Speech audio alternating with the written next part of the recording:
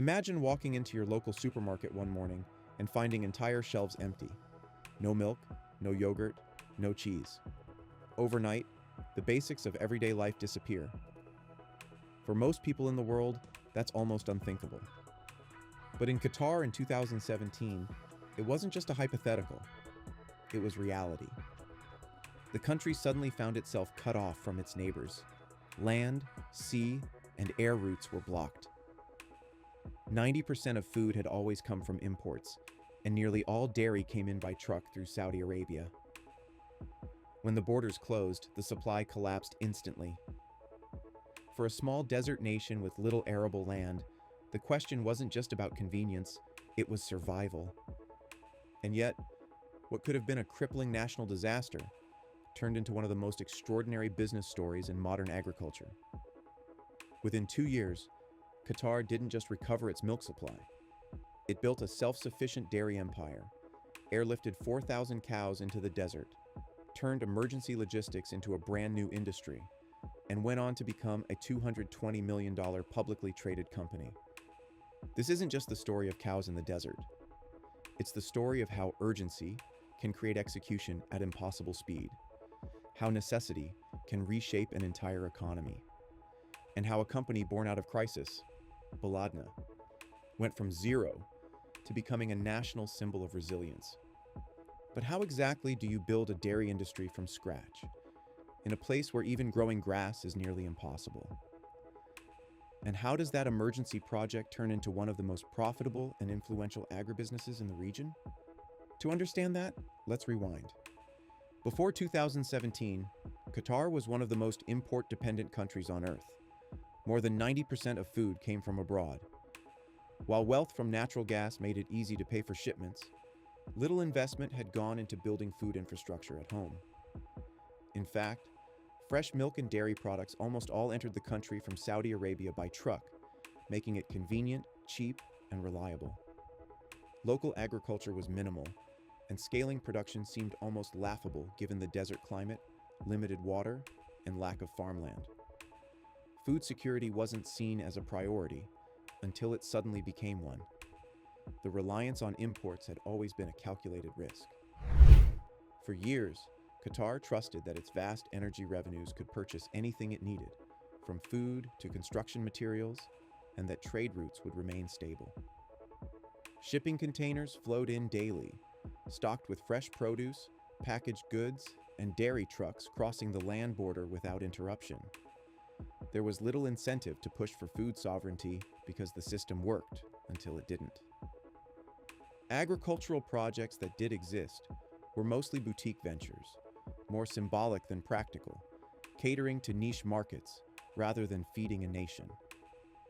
Even the idea of producing milk locally felt almost absurd to many observers, who questioned how cows could possibly survive in the blistering heat of the Arabian Peninsula. Green fodder was scarce, water was expensive, and the soil was poor. Most people assumed dairy production at scale was a problem best left to countries with temperate climates and abundant farmland. In fact, food security policies were often discussed but rarely acted upon, taking a backseat to other national priorities like infrastructure, finance, and energy exports. The blockade shattered that illusion of stability. It forced the realization that dependence on external suppliers was more than an economic vulnerability. It was a strategic weakness. And that shift in mindset created the space for something unprecedented to happen. Suddenly, what once seemed impossible, building a dairy industry in the desert, became not just a possibility, but a necessity. In June 2017, a coalition of countries including Saudi Arabia, the UAE, Bahrain, and Egypt cut diplomatic ties with Qatar. Trade was stopped, borders sealed, flights grounded. Supplies of critical goods, from fresh food to building materials, were disrupted. Within days, supermarket shelves across Doha were stripped bare. Shoppers who had grown accustomed to full aisles of dairy products found them gone, with no timeline for when they would return. The blockade didn't just inconvenience Qatar's population, it threatened a core question of sovereignty. A nation that cannot feed itself is vulnerable, This is where Baladna enters the story. Before the blockade, Baladna was little more than an entertainment farm, essentially a tourist attraction outside Doha where families could visit, see animals, and experience a glimpse of agriculture. It was not yet a serious commercial dairy producer, but with the crisis escalating, the company, supported by the Qatari government and private investors, pivoted almost overnight. The mission was clear: produce fresh milk inside Qatar and do it fast. The first move shocked the world. Baladna arranged for thousands of Holstein cows, one of the highest milk-producing breeds, to be airlifted into Qatar. Cargo planes that usually carried electronics or machinery were loaded with livestock instead. Imagine the logistical scale of flying thousands of 600-kilogram animals across continents with veterinarians, feed, and equipment in place to receive them on landing. It made global headlines. Cows on airplanes, headed to the desert. The sheer audacity of the move captured global attention. It wasn't just that cattle were being flown halfway across the world. It was the speed and precision with which the plan unfolded. Each cow required careful health checks, specialized crates for air travel, and constant monitoring during the journey. Teams of veterinarians accompanied the flights to ensure the animals remained calm and stable under the stress of long hours in the air. For Qatar, every plane that landed wasn't just cargo, it was a lifeline. Holstein cows are known for producing far more milk than other breeds, but they are also sensitive to climate and living conditions. That meant Baladna had to prepare facilities on the ground before the first animals ever touched Qatari soil. Barns with advanced cooling systems were built at breakneck speed, feed stocks were flown in alongside the cows, and contingency plans were in place for everything from disease prevention to acclimatization. The world's media labeled it a cow lift. And while some scoffed at the idea, the operation symbolized determination. It wasn't simply about cows. It was about proving that Qatar could engineer solutions to problems many thought were insurmountable. Every arrival at Hamad International Airport became a small victory in the wider effort to rewrite the nation's food security story. But shipping in cattle was only the beginning. To sustain them required infrastructure that Qatar didn't yet have. Baladna began constructing a massive dairy complex in Al Khor, stretching across 247 acres. This wasn't just barns. It was a vertically integrated system. Climate-controlled housing for cows, feed production units, water recycling plants, automated milking parlors, and logistics facilities to distribute products nationwide. In a desert where summer temperatures soar past 45 degrees Celsius, the cows needed an entirely engineered environment. Baladna used evaporative cooling systems, imported feed, and water management technologies to replicate conditions the cattle could thrive in. Automated milking machines ensured efficiency, while veterinary teams monitored health continuously. It was agriculture at startup speed, compressed, high pressure, and mission-driven. And remarkably, within 2 years, Baladna had scaled to meet the entire nation's demand for fresh milk. By 2019, dairy imports were no longer necessary. The company expanded quickly beyond milk to produce yogurt, Laban, juices, and cheese. Its brand became omnipresent. In Qatari homes, Baladna cartons filled refrigerators. On supermarket shelves, its logo dominated the dairy aisle. The speed of this transformation stunned both supporters and skeptics. Just months earlier, experts had doubted whether Qatar could even keep a few thousand cows alive in its harsh desert climate, let alone produce enough milk for an entire country. Yet Baladna proved them wrong. The company's supply chain worked with the precision of a tech startup. Feeding systems ran around the clock, milking parlors operated on automation, and distribution fleets moved products nationwide with remarkable efficiency. Consumers, who had once stocked up nervously at supermarkets, began to see Baladna products as a symbol of stability. Families poured its milk at breakfast tables with pride, knowing it was produced locally. Restaurants, cafes, and hotels began to highlight the brand in their menus, reinforcing its presence in daily life. It wasn't just a product, it was a narrative of resilience, and people bought into it emotionally as much as practically. competitors faded into the background as Baladna became synonymous with fresh dairy in Qatar. What had begun as a frantic crisis response evolved into a permanent fixture of the national economy. In less than 2 years, the company had done more than replace imports. It had changed the relationship between Qataris and the very idea of local production. The transformation wasn't only about replacing imports. It was also about pride. For a population living through a blockade, every bottle of locally produced milk symbolized resilience. Baladna became a household name not just for products, but for what it represented: self-reliance in the face of crisis. That sense of pride was impossible to ignore. Shoppers didn't just see Baladna as another brand on the shelf. They saw it as proof that their country could stand on its own. In a time when political tensions were running high and uncertainty dominated everyday conversations, something as simple as pouring a glass of milk carried symbolic weight. It was a reminder that resilience wasn't abstract. It was tangible and tasted fresh every morning at the breakfast table. Children grew up associating Baladna with strength and independence, while adults spoke about it as a badge of national unity. Billboards across Doha celebrated the company's success, and its advertising leaned into the message of self-reliance. Even the packaging, with its strong branding, became instantly recognizable, almost like a flag in the refrigerator. The company didn't need to manufacture loyalty through clever marketing campaigns.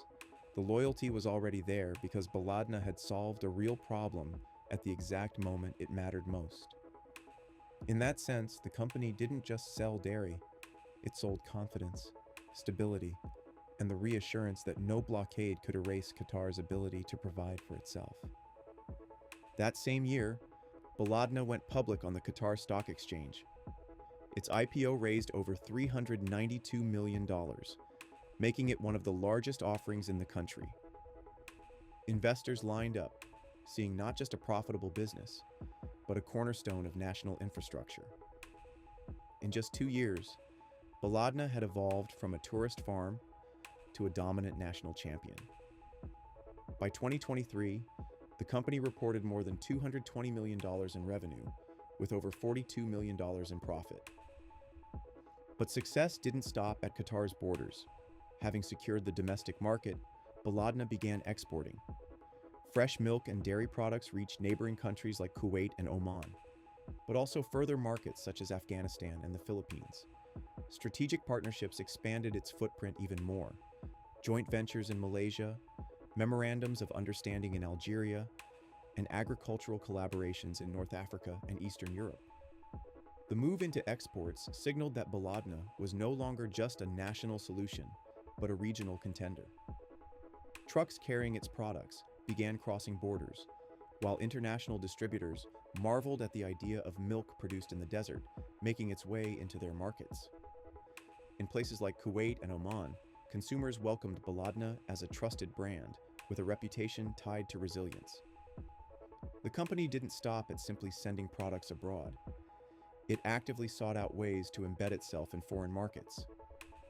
In Algeria, memorandums of understanding paved the way for agricultural partnerships, while in Malaysia, a bold $500 million project aimed to replicate Qatar's vertically integrated model of food resilience. These ventures weren't symbolic gestures. They were strategic investments designed to prove that Baladna's methods could thrive in different climates and economies. Each agreement expanded the company's influence, and with every deal, Baladna positioned itself as more than just a dairy producer. It became a thought leader in food security, an exporter of systems as much as products. For Qatar, this was a turning point. What began as a response to isolation was now rewriting the country's place in global agriculture. In Malaysia, Baladna announced a $500 million agriculture project aimed at scaling dairy and crop production using the same vertically integrated model that had worked in Qatar.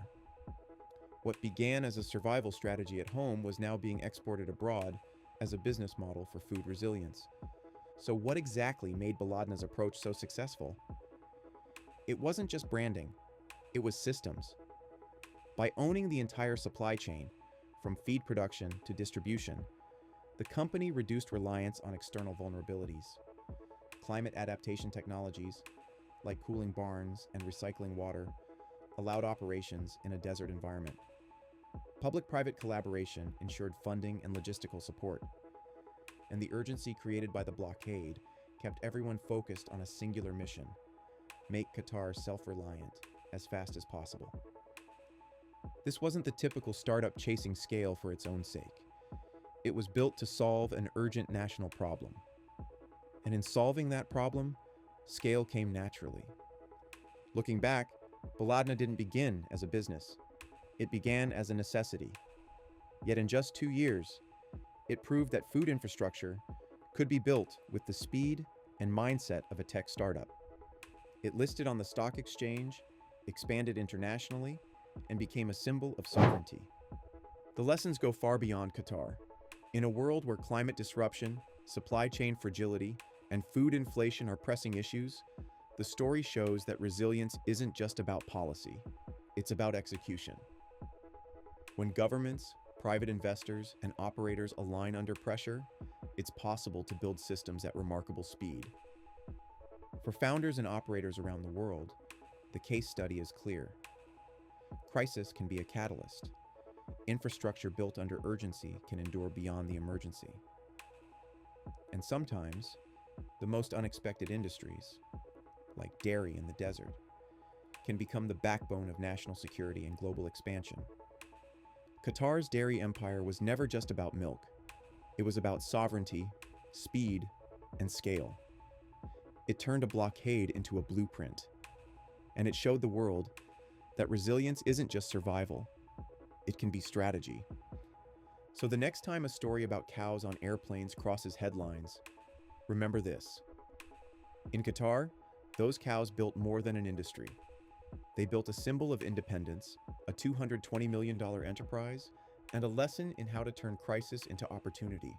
And for a world facing fragile supply chains and rising food insecurity, maybe the future of resilience isn't about waiting for problems to pass. It's about building solutions before they can't be ignored. Thanks for watching. If stories like this resonate, exploring how countries and companies adapt under pressure, make sure to subscribe, share this with friends who love powerful case studies, and stay tuned for more deep dives into the business strategies shaping our world.